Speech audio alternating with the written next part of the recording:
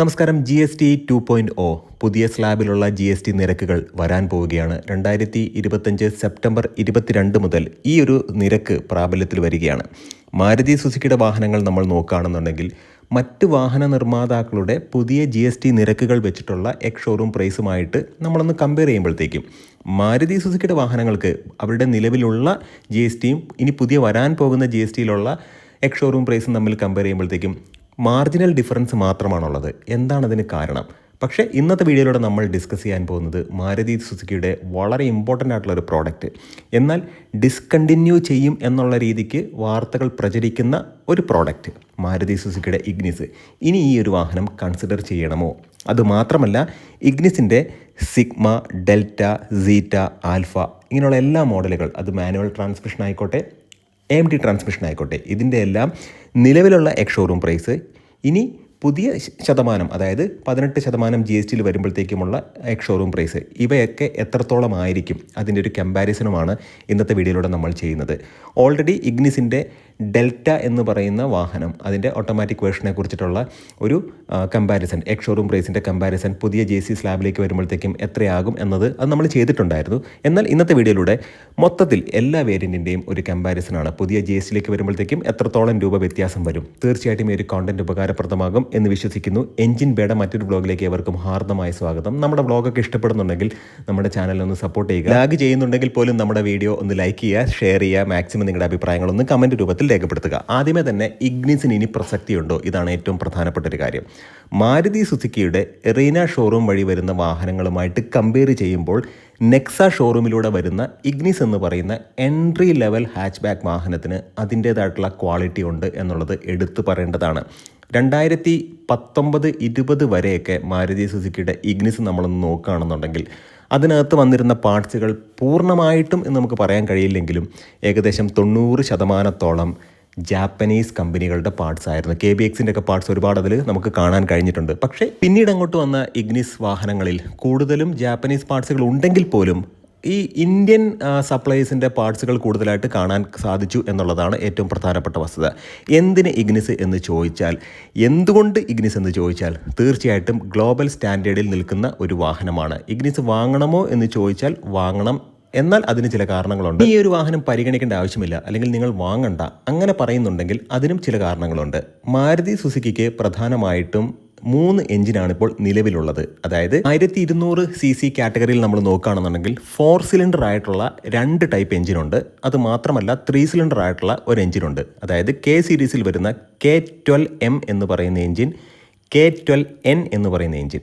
അത് മാത്രമല്ല Z12E എന്ന് പറയുന്ന 3 സിലിണ്ടർ ആയിട്ടുള്ള മറ്റൊരു എഞ്ചിനുമുണ്ട്. മാരുതി സുസുക്കിയുടെ ട്രൈഡ് ആൻഡ് ടെസ്റ്റഡ് ആയിട്ടുള്ള K12M എന്ന് പറയുന്ന എഞ്ചിൻ വളരെ മികച്ച ഒരു 4 സിലിണ്ടർ എഞ്ചിനാണ്.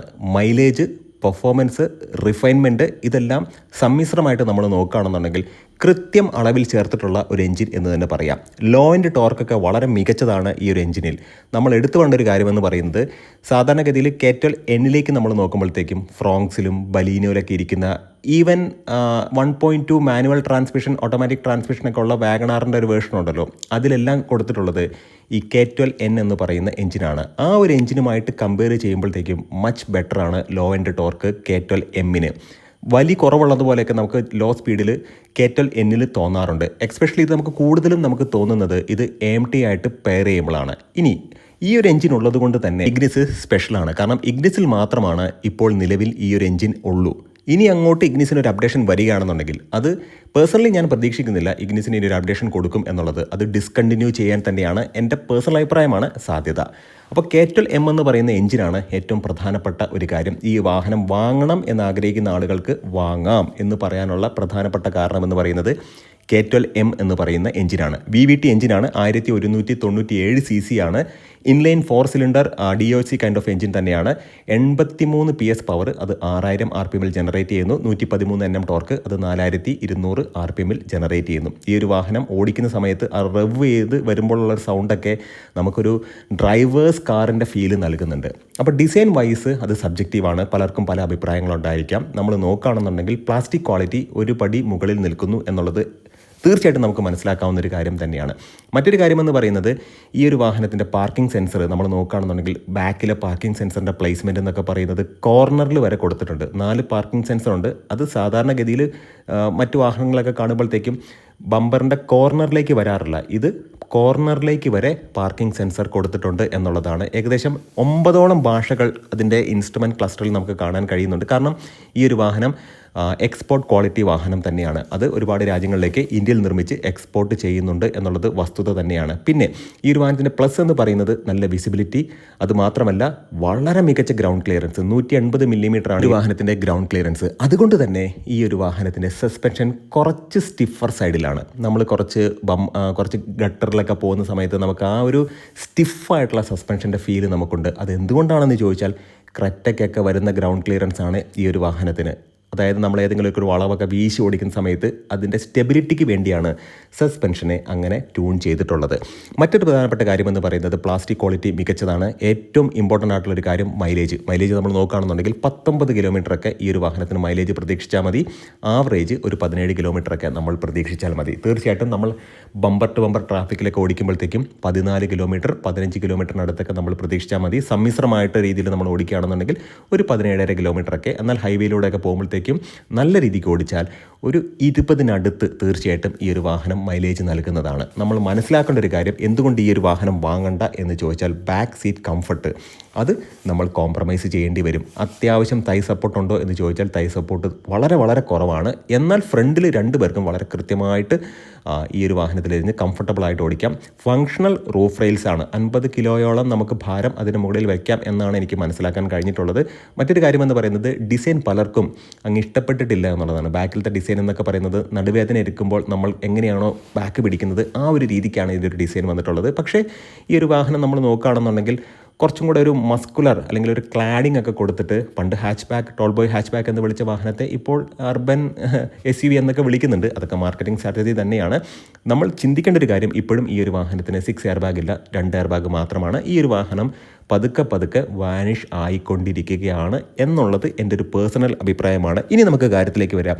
ഇഗ്നിസ് വാങ്ങണം എന്ന് ആഗ്രഹിക്കുന്ന ആളുകൾ, ഒരു ഡ്രൈവർ ഫ്രണ്ട്ലി കാറ്, അത്യാവശ്യം ഫൺ ടു ഡ്രൈവ് എന്നുള്ള ആസ്പെക്റ്റിൽ നമുക്ക് ഓടിക്കാൻ കഴിയുന്ന ഒരു കാറ്, വളരെ കുഞ്ഞു കാറ്, നമുക്ക് എവിടെയും കൊണ്ട് പാർക്ക് ചെയ്യാൻ കഴിയും. അത്യാവശ്യം ഫ്യൂൽ എഫിഷ്യൻസി കാര്യങ്ങളൊക്കെ ഉണ്ട്. നമുക്ക് ബുദ്ധിമുട്ടുണ്ടാക്കുന്ന രീതിയിലുള്ള മൈലേജ് കുറവൊന്നും ഈ ഒരു വാഹനത്തിലില്ല.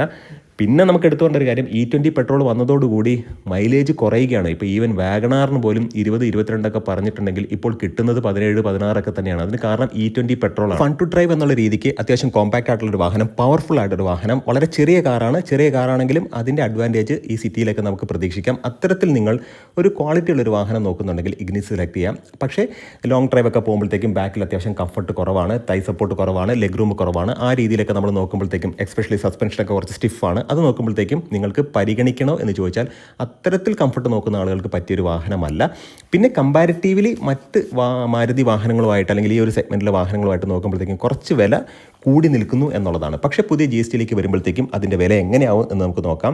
ഇപ്പം ഇഗ്നിസിൻ്റെ സിഗ്മ എന്ന് പറയുന്ന വേരിയൻറ്റ്, അതിന് നിലവിലുള്ള പ്രൈസ് 5,85,000 പുതിയ GSTയിലേക്ക് വരുമ്പോഴത്തേക്കും 50,000 രൂപയുടെ ഡിഫറൻസ് ഉണ്ടായിരിക്കും. 5,35,000 വരും. ഇനി ഡെൽറ്റ മാനുവൽ അതിലേക്ക് വരുമ്പോഴത്തേക്കും 6,39,900 ആണെങ്കിൽ 5,85,000 രൂപയിലേക്ക് അതിൻ്റെ പുതിയ പ്രൈസ് വരുന്നുണ്ടായിരിക്കും. ഏകദേശം 53,000 മുതൽ 54,000 വരെ ഒരു ഡിഫറൻസ് അവിടെ ഉണ്ടായിരിക്കും. ഇനി ഡെൽറ്റയുടെ AMT അവിടെയാണ് തുടങ്ങുന്നത്. ഡെൽറ്റ AMT AMTയിലേക്ക് പറയുമ്പോഴത്തേക്കും എടുത്തുകൊണ്ടൊരു കാര്യം എന്ന് പറയുന്നത് K12M എന്ന് പറയുന്ന എഞ്ചിൻ ഹൈഡ്രോളിക് ആയിട്ടുള്ള ഈ ആക്ച്വേറ്റർ AMTയുടെ ഒരു യൂണിറ്റാണത്. അതുമായിട്ട് വളരെ നല്ല സിങ്കാണ്. വളരെ മികച്ച AMT ഒക്കെ ഓടിച്ച് നമ്മൾ പഠിക്കണം. നമ്മൾ CVT ടോർക്ക് കൺവെർട്ടർ ട്രാൻസ്മിഷനൊക്കെ ഓടിക്കുമ്പോൾ അതും ഇതും തമ്മിൽ കമ്പയർ ചെയ്യരുത്. ഇതിനെ ഒരു ആക്ച്വേറ്റർ വെച്ചിട്ട് ഓട്ടോമാറ്റിക് ആക്കി മാറ്റിയിട്ടുണ്ട്. അപ്പോൾ AMT ഓടിച്ച് പഠിക്കുമ്പോൾ അതിൻ്റെ സ്വഭാവം നമ്മൾ മനസ്സിലാക്കുമ്പോൾ നമുക്ക് കൃത്യമായിട്ട് മനസ്സിലാക്കും. ഇനി ഇലക്ട്രോണിക് ആക്ച്വേറ്റർ അല്ല ഇവിടെ വന്നിട്ടുള്ളത്. നമുക്ക് പല ജർമ്മൻ കാറുകളിലൊക്കെ നമ്മൾ കണ്ടിട്ടുണ്ട് ഇലക്ട്രോണിക് ആക്ച്വേറ്ററൊക്കെ ഉപയോഗിച്ചിട്ടുള്ള AMT ട്രാൻസ്മിഷൻ നമ്മൾ കണ്ടിട്ടുണ്ട്. അവിടെ ലാഗുണ്ട്. പക്ഷേ K12Nനേക്കാൾ ലാഗ് കുറവാണ് K12M എന്ന് പറയുന്നത്. അത് ഓടിച്ച് തന്നെ നമ്മൾ പഠിക്കണം. അപ്പം ഹൈഡ്രോളിക് ആക്ച്വേറ്ററാണ് ഇവിടെ വന്നിട്ടുള്ളത്. അപ്പോൾ നമുക്ക് കാര്യത്തിലേക്ക് വരാം. 1.2 ഡെൽറ്റ AMTയുടെ നിലവിലുള്ള പ്രൈസ് 6,89,000 ആണെന്നുണ്ടെങ്കിൽ ഇനി വരാൻ പോകുന്ന പ്രൈസ് 59,000 കുറഞ്ഞ് 6,30,000 രൂപയാണ്. ഇനി സീറ്റ മാനുവൽ നമ്മൾ നോക്കുകയാണെന്നുണ്ടെങ്കിൽ 6,97,000 നിലവിലെ പ്രൈസ്. ഇനി വരാൻ പോകുന്ന പ്രൈസ് 6,37,000 ആയിരിക്കും. ഏകദേശം ഒരു 60,000 രൂപ ഡിഫറൻസ് അവിടെ ഉണ്ടായിരിക്കും. ഇനി സീറ്റ AMDയിലേക്ക് നമ്മൾ നോക്കുകയാണെന്നുണ്ടെങ്കിൽ 7,47,000 ആണെങ്കിൽ ഇനി വരാൻ പോകുന്ന പ്രൈസ്, അതായത് 18% GSTയിലേക്ക് വരുമ്പോഴത്തേക്കും ഇനി വരാൻ പോകുന്ന പ്രൈസ് 6,83,000 ആയിരിക്കും. അവിടെ 64,000 രൂപയുടെ ഡിഫറൻസ് തീർച്ചയായിട്ടും ഉണ്ടായിരിക്കും. ടോപ്പ് എൻഡ് ആയിട്ടുള്ള ആൽഫയിലേക്ക് നോക്കുമ്പോഴത്തേക്കും അവിടെ 7,62,000 ആണെന്നുണ്ടെങ്കിൽ ഇനി പുതിയ GSTയിലേക്ക് വരുമ്പോഴത്തേക്കും അത് 6,97,000 ആയിട്ട് മാറും. 65,000 രൂപ ഡിഫറൻസ് അവിടെ തീർച്ചയായിട്ടും ഉണ്ടായിരിക്കും. Alpha top end AMD transmission അത് 8,12,000 രൂപയായിരുന്നെങ്കിൽ ഇനി അങ്ങോട്ട് 18% GSTയിലേക്ക് വരുമ്പോഴത്തേക്കും 7,43,000 രൂപയുടെ അടുത്ത് തീർച്ചയായിട്ടും വരും. 69,000 രൂപയുടെ ഒരു ഡിഫറൻസ് തീർച്ചയായിട്ടും ഉണ്ടായിരിക്കും. അങ്ങനെ നോക്കുമ്പോഴത്തേക്കും ഇതിൻ്റെ റിഫ്ലക്ഷൻ റോഡ് ടാക്സിലും ഇൻഷുറൻസിലും വരും. തീർച്ചയായിട്ടും ഇഗ്നിസ് കൺസിഡർ ചെയ്യേണ്ട ആളുകൾക്ക് കൺസിഡർ ചെയ്യാം. പക്ഷേ നിർത്താൻ പോകുന്ന ഒരു വാഹനമാണ് എന്നുള്ളൊരു ധാരണയിൽ നമുക്ക് മുന്നോട്ട് പോകേണ്ടി വരും. എൻ്റെ പേഴ്സണൽ അഭിപ്രായമാണ് ഞാൻ പറഞ്ഞത്. കാരണം ഇഗ്നിസും എസ്പ്രസോയും നിലവിൽ 2 എയർ ബാഗുമായിട്ടാണ് നിലനിൽക്കുന്നത്. മാരുതി സുസുക്കിയുടെ എല്ലാ വാഹനങ്ങളും ഒന്നടവിട്ട് ദിവസങ്ങൾ കൊണ്ട് 6 എയർ ബാഗ് ആക്കിയപ്പോഴും ഇഗ്നിസും എസ്പ്രസോയും മാറ്റി നിർത്തപ്പെട്ടു എന്നുള്ളത് എടുത്തു പറഞ്ഞ ഒരു കാര്യമാണ്. തീർച്ചയായിട്ടും ഈ ഒരു കോണ്ടന്റ് ഉപകാരപ്രദമായി എന്ന് വിശ്വസിക്കുന്നു. നല്ല നല്ല വീഡിയോസുമായിട്ട് നമുക്ക് വീണ്ടും കാണാം. നിങ്ങളുടെ സ്നേഹത്തിനും സപ്പോർട്ടിനും ഒരിക്കൽ കൂടെ നന്ദി. നമസ്കാരം.